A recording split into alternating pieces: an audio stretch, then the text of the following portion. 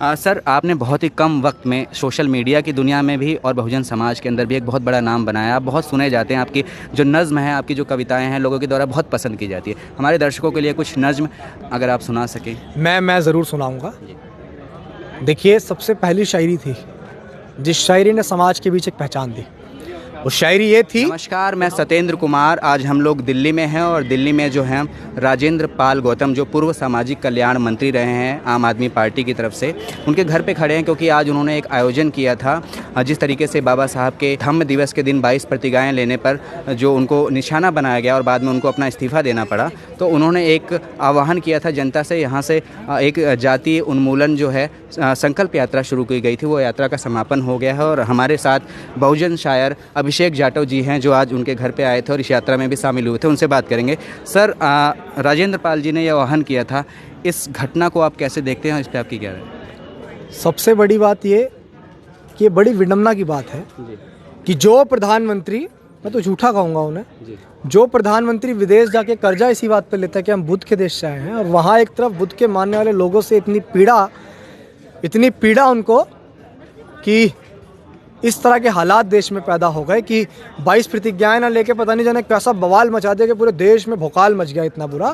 और टारगेट मैंने बार मैं किसी को बता रहा हूँ कि टारगेट राजेंद्र पाल गौतम नहीं हो रहे, टारगेट बाबा साहेब अम्बेडकर हो रहे हैं, क्योंकि 22 प्रतिज्ञाएं ली बाबा साहेब अम्बेडकर ने थी। ये तो दोहराया इन लोगों ने और तमाम लोग तो दोहरा रहे हैं। भाई मैं भी दोहराऊंगा।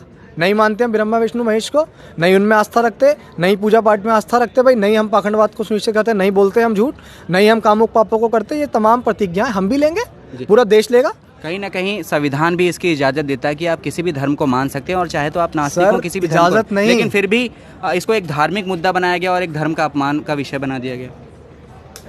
इंडियन कॉन्स्टिट्यूशन का अनुच्छेद नहीं है, फंडामेंटल राइट कि आप अपने अनुसार किसी भी धर्म को चुन सकते हैं, किसी भी धर्म का प्रचार प्रसार कर सकते हैं, इससे आपको कोई नहीं रोक सकता है। अब इंडियन कॉन्स्टिट्यूशन के हिसाब से हम चल रहे हैं, वो किसी को गलत लगे तो हमें, अगर वो किसी को गलत लगे तो हमें किसी का बाप भी नहीं रोक सकता उस गलत को करने से, क्योंकि भारतीय संविधान हमारे लिए सबसे बड़ा सर्वोपरि है, क्योंकि बाबा साहेब अम्बेडकर संविधान के रूप में ही जिंदा है। एक तरफ भाजपा के जो मंत्री हैं प्रवेश वर्मा, उनका बयान आता है, खुलेआम नफरती बयान देते हैं समुदाय विशेष के खिलाफ, उस पर कोई कार्रवाई नहीं होती। और एक सामाजिक कल्याण मंत्री जो है आम आदमी पार्टी का, एक बाबा साहब की प्रतिज्ञाएं दोहरा देता है, उनको थाने बुलाया जाता है। एक दोहरी मानसिकता क्यों से? देखिए, वो है ना कि भाई बगल में छोरा और शहर में ढिंडोरा। बुरे लोग तो उनकी पार्टी में ही हैं, बलात्कारी उनकी पार्टी में है, गुंडे उनकी पार्टी में है, माफिया उनकी पार्टी में है, जो लोग जबरन लोगों की ज़मीनें जब्त करते हैं, जो लोग जबरन लोगों को पीटते हैं जाति के नाम पे। अभी उत्तराखंड का एक मामला है, अंकिता बहन वो लापता हुई, उसमें विधायक के बेटे जो है भाजपा के कोई वो है जुड़े हुए सदस्य, उनके बेटे का वो नाम आ रहा है। तो सारी चीज़ें तो वही कर रहे हैं। टारगेट किसको कर रहे हैं? मैंने तो कहा यार, टारगेट करने से हुआ क्या? समाज को एकजुट कर गए। अब पछता रहे होंगे, सर पकड़ के बैठे होंगे, यार हमने क्या कर दिया, यार ने बोला था यार तो इसको खत्म ही होने देते, बात उल्टा पड़ गया। लेकिन दाव उल्टा पड़ गया। अब समाज देखो इतना पलट गया है कि वो यॉर्कर मारते हैं और हम लोग छक्का मारते हैं। अगर छक्के के बाद भी कुछ होगा तो हम लोग अट्ठा भी मार देंगे। और वो आज हो गया। देख लो दिल्ली के अंदर इतने लोग पंचशील को लेके आज से पहले नजर नहीं आए होंगे, लेकिन आप देखो कितना बड़ा हुजूम आज इकट्ठा हुआ। वो सर पकड़ के रो रहे होंगे कि यार ये क्या हो गया। सर, इतने आंदोलन होने के बाद भी और इतना बड़ा समाज होने के बाद भी आज भी हमारे समाज के ऊपर लगातार प्रताड़नाएं हो रही हैं। उनको मूंछ रखने पे मारा जा रहा है, मटकी छूने पे मारा जा रहा है, और इतने बड़े समाज हम लोग हैं, लेकिन फिर भी ये यातनाएं रुक नहीं रही हैं। सर, क्या उपाय समझते हैं आप इसको? उपाय ये है कि जहाँ भी शोषण होता है वहाँ पार्टी देखकर मत पहुँचिए, समाज देखकर पहुँचिए।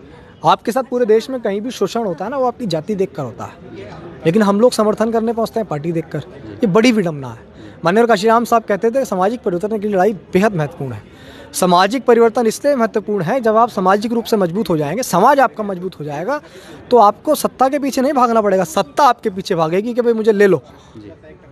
सामाजिक परिवर्तन की लड़ाई बेहद महत्वपूर्ण है। और ये जो घटनाएं हैं, ये जो सारी चीज़ें, तमाम चीज़ें रुक जाएंगी उस दिन जिस दिन हम सामाजिक रूप से मजबूत हो जाएंगे।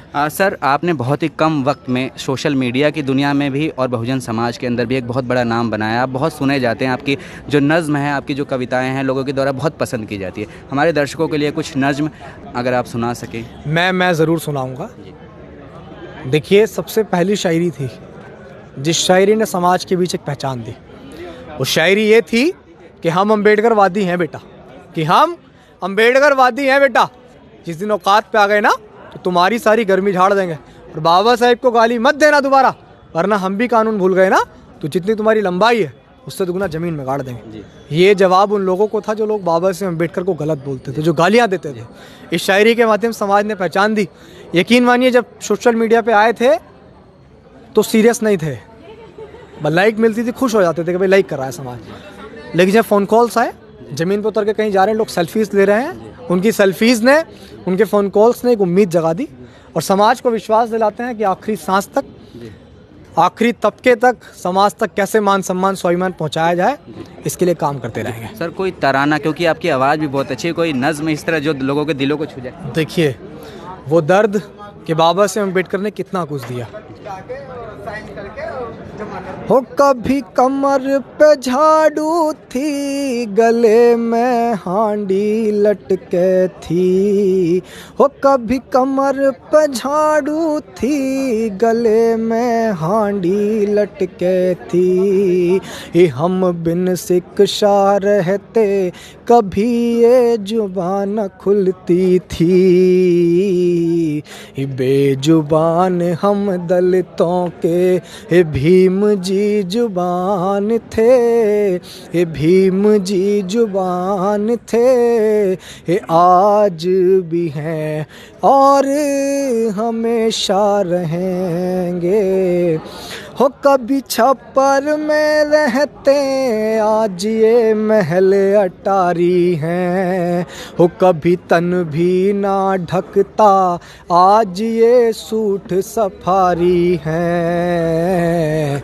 है परम पूज्य बाबा साहिब, बोधिसत्व बाबा साहिब जग में महान थे, दुनिया में महान थे। ये आज भी हैं और हमेशा रहेंगे। क्योंकि ये नज़्म है, कविताएं हैं, गीत हैं, वो बहुत जल्दी लोगों के दिलों में घुस जाती हैं, असर कर जाती हैं और इससे एक बहुत बड़े पैमाने पर हमें एक मैसेज दिया जा सकता है। तो आगे क्या लक्ष्य रहेगा आपका समाज में? क्या आप ये जो मूवमेंट है बाबा साहब का, बुद्ध का, आप इसको चलाते रहेंगे? और इस ईमानदारी से बताएं, लक्ष्य हमने नहीं सोचा है, नहीं पता है मौत कब आ जाए।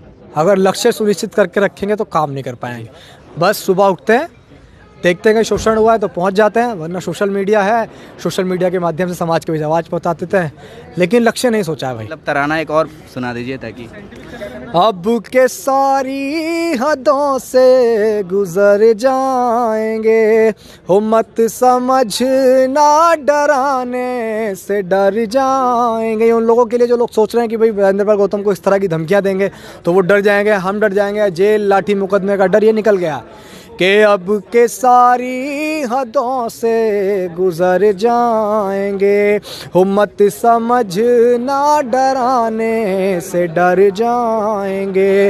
हो मौत के नाम का खौफ देता है क्यों, मौत जिस रोज़ आएगी मर जाएंगे। बहुत ही सुंदर, बहुत ही बढ़िया। अब मेरा मन तो कर रहा है आपको सुनते जाऊं, लेकिन एक आखिरी नज़म और फिर मैं आपसे विदा लूँगा। आपकी जो शब्द हैं, आपकी आवाज़ है, कहीं ना कहीं लोगों की चेतना जगाने का काम करते हैं, तो हम चाहते हैं कि हमारे दर्शक ज़्यादा से ज़्यादा सुने। ये उत्तर प्रदेश के लिए है।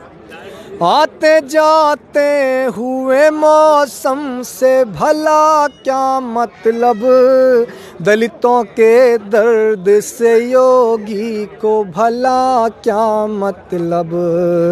आते जाते हुए मौसम से भला क्या मतलब, दलितों के दर्द से योगी को भला क्या मतलब। जिनका लक्ष्य ही मनुस्मृति को लागू करना, उस मोदी को संविधान से भला क्या मतलब। ये बात मैं इसलिए कह रहा हूँ, आपने बताया कि भाई संविधान स्थापित हो, उसके बाद भी इस तरह की चीज़ें क्यों हो रही हैं। संविधान से प्रधानमंत्री बन गए हैं, लेकिन वर्तमान में वो राज स्थापित मनुस्मृति का करना चाह रहे हैं। अब बहुजन किसी से न कम साथियों, हो भारतीय संविधान से है ये दम साथियों। हो जिसकी तस्वीर से लोग डरते यहाँ, हो जिनकी तस्वीर से लोग डरते यहाँ, उन बाबा साहब के बच्चे हैं हम साथियों। तस्वीर से डरने की बात इसलिए बोल रहे हैं, खुले में कहीं भी बाबा साहब की प्रतिमा होती है, सामाजिक तत्व उन्हें तोड़ने का प्रयास करते हैं, इसलिए कि ये मर के तो चला गया व्यक्ति, लेकिन काम ऐसा कर गया कि आज तक जो कील इसने ठोकी वो निकाल नहीं पा रहे हैं। सर आप बहुत ही अच्छा काम कर रहे हैं और समाज को जगाने का काम कर रहे हैं। हमारी तरफ से, हमारे चैनल की तरफ से बहुत सारी शुभकामनाएं। मेन काम आप कर रहे हैं। मेन काम इसलिए कर रहे हैं कि जो इस देश के बिकाऊ अखबार नहीं लिख सकते हैं ना, वो काम आप लोग कर रहे हैं। सबसे हमारे से ज़्यादा आभार तो आप लोगों का है। आप लोग नहीं हमारा लेंगे, कब हमें समाज पूछ रहा है। धन्यवाद जी भाई। जय। तो ये अभिषेक जाटव जी थे जो बहुत ही कम समय में जो है शोहरत को हासिल किया है, लोगों के द्वारा सोशल मीडिया पर इनको पसंद किया जा रहा है और बहुजन समाज के दिल में भी ये बसते हैं। और इनकी ये नज़्म के आखिरी लाइन के साथ ही मैं अपने इस कार्यक्रम को ख़त्म करूंगा कि अब ना बहुजन समाज किसी से कम साथियों। बाबा साहब ने जो हमें संविधान रूपी हथियार दिया है, हमें अधिकारों के लड़ने के लिए उन्होंने इतना संघर्ष किया, अपने बच्चों तक की जान गंवाई, और आज भी हमारे समाज में जातिवाद है।